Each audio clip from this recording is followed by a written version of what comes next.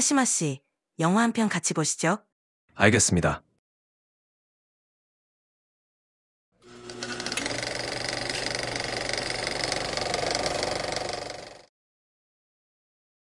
(1920년대) 일본의 한 가난한 농촌 마을. 계속된 흉년으로 주민들의 형편이 너무나 힘든 상황이다. 계속 흉년이라니. 앞으로 어떻게 먹고 살지. 큰일 났네. 큰일 났어. 이 마을에서 유타로는 아이들을 가르치고 있다. 이제 사회의 기본 원칙 중 하나인 협력에 대해 이야기해 볼 거예요. 여러분은 협력이란 무엇이라고 생각하나요? 서로 부족한 부분을 채워주고 힘든 일을 같이 나누어서 해결하는 거라고 생각해요. 예를 들어 친구랑 같이 공부할 때 모르는 걸 가르쳐주고 또 내가 모르는 걸 배우는 것처럼요. 아주 잘 대답했어요. 협력이란 바로 그런 거예요. 서로가 가진 힘과 능력을 합쳐서 더 나은 결과를 만들어내는 거죠.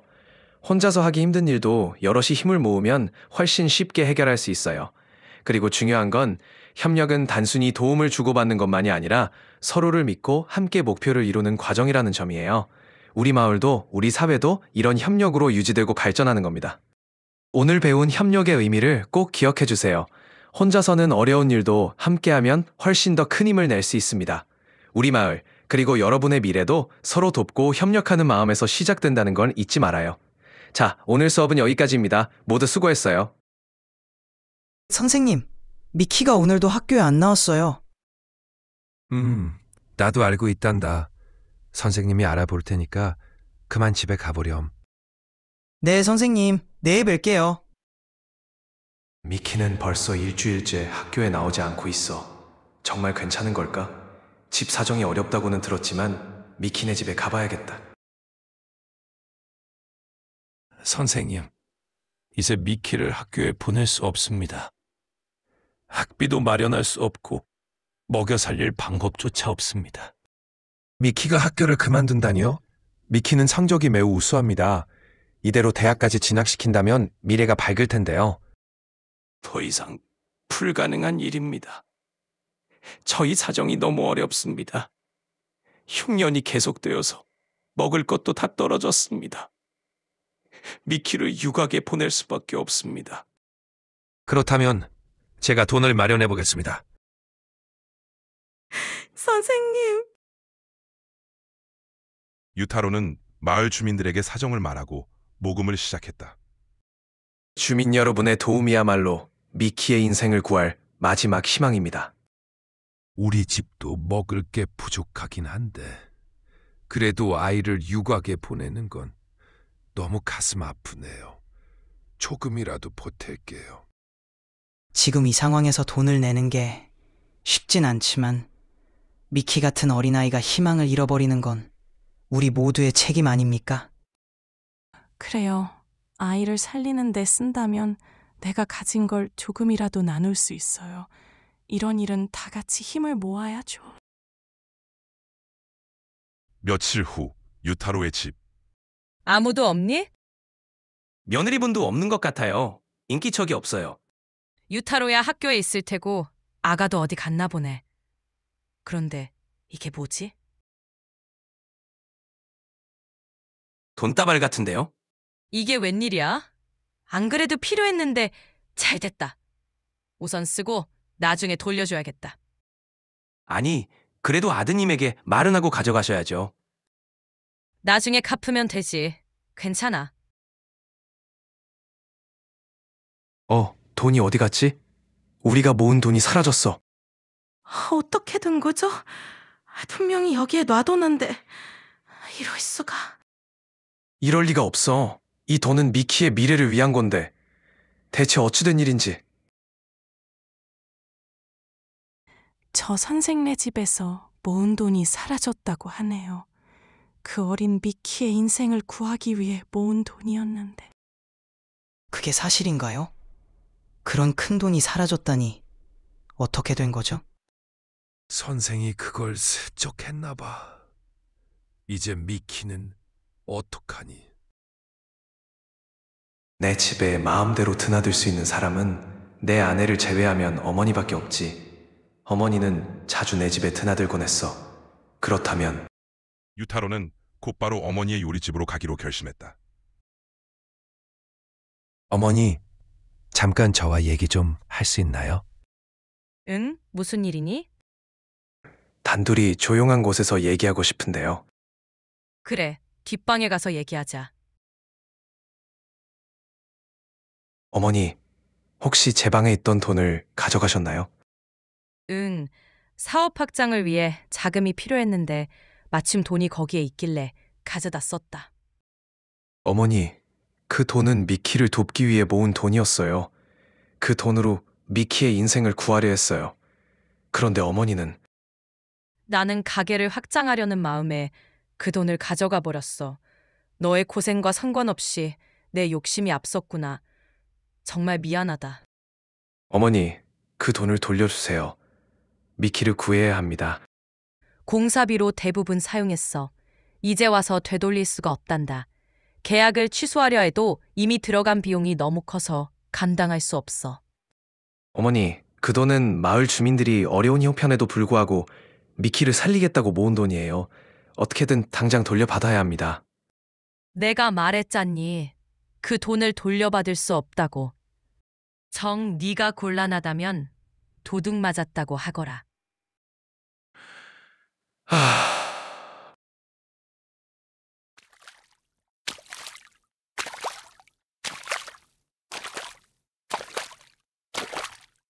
모든 건 돈 관리를 제대로 못한 제 잘못입니다. 남편의 명예를 더럽혔고 우리 가족의 불행은 저로부터 시작되었습니다. 당신은 더 강한 사람이 되어 이 세상을 살아가세요. 왜 나를 두고 떠난 거예요? 내가 어머니를 막았어야 했는데. 며칠 후 삼촌, 안녕하세요. 근처에 볼 일이 있어서 인사도 드릴 겸 왔어요. 고맙구만. 그런데 그거 알고 있어? 네가 일하는 그 요리집 사장 아들 말이야. 학교 선생. 아, 네. 유타로 형 말이죠. 형이 왜요? 글쎄, 그 선생이 자기 학생 살리겠다고 마을 주민들한테 모금을 했는데 그 돈을 횡령했다는구만. 예? 미키라고 여기 사는 여자아이가 하나 있는데 그 아이네 집이 형편이 어려워서 미키를 유각에 팔아넘기려 했어. 그런데 그 사정을 안 유타로가 모금을 해놓고는 그 돈을 꿀꺽한 거야. 아, 그건 사실이 아니에요. 제가 사정을 말씀드릴게요. 직원의 말은 순식간에 마을 전체로 퍼졌다. 그랬다니. 우리가 그를 오해하다니. 마음고생이 정말 심했겠구만. 그런데도 변명을 안 했으니 자기 어머니 지키려고 뒤집었었던 거죠.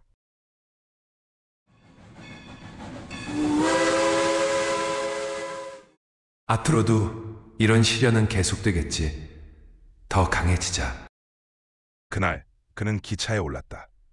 눈보라 속 세상이 그의 발걸음을 막으려는 듯했지만 그는 흔들리지 않았다. 홋카이도로 향하는 그 여정은 단순히 새로운 곳으로의 이동이 아니라 스스로를 시험하고 단련하기 위한 결심의 여정이었다. 하시마 씨는 이 영화가 이해되나요? 네? 무슨 말씀이신지요? 저는 도무지 이해할 수가 없어서요. 어머니가 돈을 훔쳤으니 어머니에게 돈을 돌려달라고 더 강하게 요구했어야 되는 거 아닌가요? 왜 가만히 듣고만 있죠? 미키의 인생이 달렸으니 어머니가 요구를 들어주지 않으면 주변 사람들에게 알려서 도움을 요청하든가, 그래도 토하지 않으면 경찰에 신고를 해서라도 돈을 돌려받으려고 해야 하는 거 아닌가요? 왜 문제를 해결하려 하지 않고 방치하나요? 이건 사실상 방조행위입니다. 저 며느리도 이상하네요. 시어머니가 도둑질을 했으면 시어머니에게 책임을 물어야지 왜 자기 탓을 하나요? 시어머니에게 돈을 돌려달라고 요구하든가, 이게 어렵다면 자기 주변 사람들에게 부탁을 해서 우선은 사라진 돈부터 채우려고 시도해야 하지 않나요? 저 교사는 가만히 있다가 홋카이도로 가는데요. 이걸 강해진다고 포장하는 것도 납득이 안 되는 일입니다. 문제 해결은 시도하지 않고 그냥 떠나버리는데요. 이건 그냥 도망치는 거 아닌가요? 이 영화는 저런 아들을 아주 위대한 사람인 것처럼 포장하고 있는데요. 미국 영화였다면 이런 일은 있을 수 없습니다. 엄마의 부도덕한 행위에 초점을 맞춰서 이를 강하게 비판하는 쪽으로 내용이 전개되었을 겁니다. 물론 어머니에 대한 사랑은 이해합니다. 그러나 아무리 어머니라도 나쁜 짓을 했으면 그걸 말리고 그 책임을 지도록 했어야 했습니다. 저런 식으로 공사 구별 못하는 걸 미화한다면 객관적인 도덕적 기준이 무너집니다. 이 영화는 부조리를 미화하고 있습니다. 때때로 효가 다른 미덕과 충돌할 수도 있습니다. 하지만 주인공이 지혜로웠다면 어머니를 탓하지 않으면서 문제를 해결할 방법을 찾았을 겁니다. 자식이 부모를 신고한다는 건 절대 있을 수 없는 일입니다. 어떤 경우라도 자식은 부모를 비난해서는 안 됩니다. 심지어 마음속으로라도 그래서는 안 됩니다. 보편적 도덕 원칙보다 효가 우선이라는 말인가요? 네, 자식은 부모로부터 받은 은혜를 어떤 방법으로도 다 갚을 수 없기 때문입니다. 빙숫값부터 갚고 싸우려 했던 선생님의 경우와는 다르다는 거죠? 네, 부모가 자식에게 베푼 은혜는 평생 갚아도 다 갚을 수 없는 것이니 부모와 싸운다는 것은 애초에 생각할 수도 없는 일입니다. 일본인들은 갚을 수 있는 은혜와 갚을 수 없는 은혜를 구분해서 생각하나 보죠? 네, 갚을 수 있는 은혜는 의리의 영역에 속하고 갚을 수 없는 은혜는 의무의 영역에 속합니다. 효는 의무의 영역입니다. 즉, 변제 가능한 은혜를 갚는 것은 의리고 변제 불가능한 은혜를 일부나마 갚는 것은 의무라는 건가요? 네, 효 말고 의무에 속하는 건 또 뭐가 있나요? 천황에 대한 충성이 있습니다. 일본인들은 천황의 은혜 역시 다 갚을 수 없는 것으로 여깁니다. 그래서 절대 충성을 맹세하고요. 그러나 저는 미국인으로서 여기에 동의하지 않습니다. 그 천황의 은혜라는 게 뭔가요? 일본인들은 모든 것을 천황의 은혜로 여깁니다. 자기 나라, 자기 인생, 자기 주변의 크고 작은 모든 일들이 잘 될 때마다 천황의 은혜로 생각합니다. 지금 전선에서 싸우고 있는 일본군은 지급받은 담배 한 개비, 술 한 잔조차 천황의 은혜로 여깁니다. 그렇게 생각하는 이유가 뭔가요? 일본인에게 천황은 신과 같은 존재이기 때문입니다. 하지만 천황은 사람이잖아요? 일본인들이 생각하는 신의 개념은 서양인의 신에 대한 개념과는 다릅니다. 일본에서 신은 우두머리, 서열의 정점을 의미합니다. 서양처럼 인간과는 완전히 다른 별개의 존재가 아닙니다. 일본인들은 사람이 죽으면 신이 된다고 생각합니다. 메이지 유신 이전까지 일본의 우두머리는 쇼군이었지만 이들을 신으로 생각하진 않았잖아요? 일본의 신화에 의하면 천황가는 태양신인 아마테라스의 후예입니다. 게다가 천황가는 건국 이래 단 한 번도 단절되지 않고 대를 이어왔습니다. 소위 만세 일계라는 거죠. 이 때문에 천황에게는 신성성이 부여되고 일본인들은 이를 받아들이는 겁니다. 그렇다면 같은 의무인 효와 충이 서로 충돌할 경우엔 무엇이 더 우선시되나요? 가령 천황에게 충성하는 것이 부모에 대한 효에 어긋나는 경우라든가 말이죠. 충이 더 우선시됩니다. 부모는 인간이지만 천황은 신성한 존재니까요. 그래서 가미카제 공격을 하는 거고요. 일본의 효와충이라는 개념은 중국에서 유래한 것이다. 그리고 일본은 효와충을 무조건적인 덕목으로 간주한다. 그러나 중국에서는 효와충이 절대적인 개념이 아니다. 중국의 윤리체계는 그보다 더 중요한 전제 조건을 설정하는데 그것은 바로 인이다. 즉, 충은 무조건적인 것이 아니라 인이 존재할 때에만 가치가 있다. 이처럼 중국에서는 모든 인간관계에서 인이 가장 중요한 기준이 된다. 중국의 이러한 윤리적 전제를 일본은 결코 받아들이지 않았다. 중세 일본의 사상적 차이를 연구한 일본학자 아사카와 가니치는 이에 대해 다음과 같이 설명한다. 일본에서는 이러한 개념이 천황 주권과 충돌했기 때문에 이론적인 수준에서조차 그대로 수용된 적이 없다.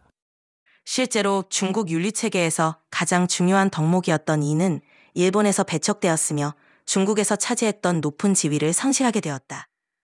일본에서도 인은 진이라고 발음되며 같은 한자로 표기된다. 그러나 일본에서 인을 행한다, 혹은 그 변형인 인의 일을 행한다는 것은 윤리적으로 필수적인 덕목이 아니라 오히려 법의 테두리를 벗어난 행동을 의미하게 되었다. 가령 공익기부를 하거나 범죄자에게 자비를 베푸는 것과 같은 칭찬받을 만한 행동을 의미할 수도 있지만 이것은 어디까지나 개인의 선택적인 선행이지 반드시 실천해야 하는 윤리적 의무는 아니다. 즉, 인을 행한다는 것은 추가적인 선택일 뿐 반드시 이행해야 하는 윤리적 의무는 아닌 것이다. 인의라는 표현은 또 다른 의미로도 사용된다. 이는 법 밖에서 이루어지는 의리를 뜻하며 특히 도쿠가와 시대의 범죄자들 사이에서 통용되던 덕목이었다. 이런 무법자들 중 한 명이 처음 보는 이에게 은신처를 요구했을 때 그 요구를 거절하면 보복을 당할 수 있으므로 이를 받아들이는 것을 인의를 행하는 것이라 불렀다. 현대 일본에서는 인의를 행한다는 말의 의미가 더욱 격화되었다. 신문에서는 일반 노동자들이 여전히 인의를 행하고 있으니 반드시 처벌받아야 한다. 경찰은 일본 사회 곳곳에서 번성하는 인의를 근절하도록 해야 한다고 보도하고 있다. 여기서 말하는 인의란 조직 폭력배나 범죄 네트워크에서 성행하는 도둑들의 의리를 의미한다. 특히 현대 일본에서는 소규모 노동 중개업자가 불법적인 방식으로 비숙련 노동자들을 착취하여 이익을 챙길 때 인의를 행한다고 한다. 중국 유교에서 중요한 덕목이었던 인의, 이보다 더 격화될 수는 없을 것이다. 일본은 중국 윤리체계의 핵심 덕목이었던 인을 완전히 재해석하고 격화시켰으며 이를 대체할 어떤 도덕적 전제 조건도 마련하지 않았다.